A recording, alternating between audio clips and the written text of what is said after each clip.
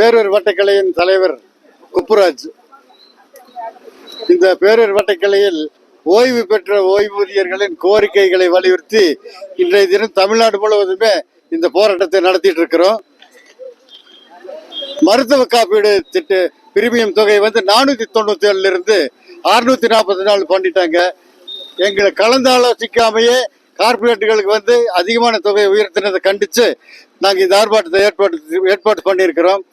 ரெண்டாவது, 70 வயது நிறைவான ஓய்வூதியர்களுக்கு 10% உயர்த்தப்பட்ட பென்ஷன் கொடுக்குன்னு சொன்னது இது வரைக்கும் அரசாங்கம் கொடுக்கல. அந்த கோரிக்கையும் அரசாங்கத்துக்கு நாங்கள் சொல்லியிருக்கிறோம். மருத்துவ காப்பீடு அட்டை திட்டத்தை உடனடியாக காசில்லா மருத்துவ திட்டமா நம்ம கொடுக்கணுங்கிறது தான் எங்களுடைய முறையான கோரிக்கையா இருக்கு.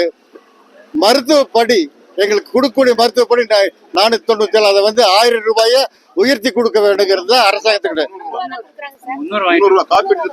300 ரூபாயை 1000 ரூபாயை உயர்த்தி வழங்கப்பட வேண்டும். அப்புறம் உயர்த்தப்பட்ட 492 உயர்த்தப்பட்ட பிடித்தம் செய்யப்பட்ட தொகை 644, அரசாணை 123 ரத்து செய்ய வேண்டும். ஆமா, அப்புறம் காசில்லா மருத்துவ திட்டம், ஓய்வூதியர்கள் சிகிச்சை பெறும் போது எந்தவித காசும் பெறாம சிகிச்சை அளிக்க வேண்டும்ங்கிறது எங்களுக்கு தலையாய திட்டமா கோரிக்கையா இருக்கு. இந்த கோரிக்கையை அரசாங்கம் நிறைவேற்றுங்கிறது தான்.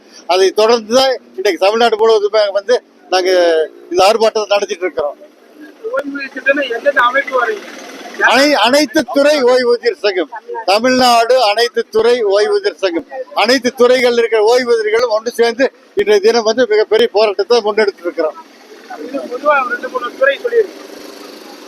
மருத்துவத்துறை, கல்வித்துறை, வட்டு வளர்ச்சித்துறை, ஊரக வளர்ச்சித்துறை, கல்வித்துறை, நிறைய துறைகள், எல்லா துறைகளுமே சேர்ந்து அனைத்து துறை ஓய்வூதியர் சங்கம். அதுதான் இப்ப 79 பேர் கலந்துருக்கு இது வரைக்கும். அனைத்து மாவட்டங்களிலும் இருக்கிறதுனால வட்டக்கிளைகள் அனைத்து வட்டக்கிளையிலும் இந்த போராட்டம் நடக்குது. 287 வட்டக்கிளையிலும் இன்றைய தினம் இதே நேரத்தில் இந்த ஆர்ப்பாட்டங்கள் நடந்துட்டு இருக்கு. தமிழக அரசே வாபஸ் வாங்கே மருத்துவ காப்பீடு புதிய அரசாணையை வாபஸ் வாங்கே திட்டத்தை ரத்து செய் உயர்த்தப்பட்ட சந்தாவை ரத்து செய்